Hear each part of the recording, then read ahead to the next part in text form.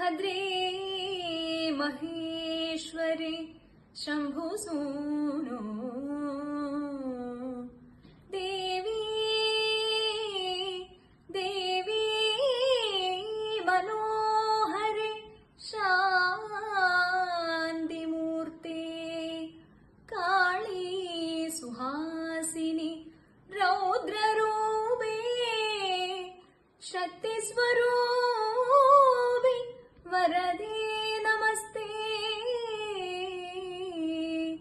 वरदे നമസ്തേ. എല്ലാവർക്കും നമസ്കാരം.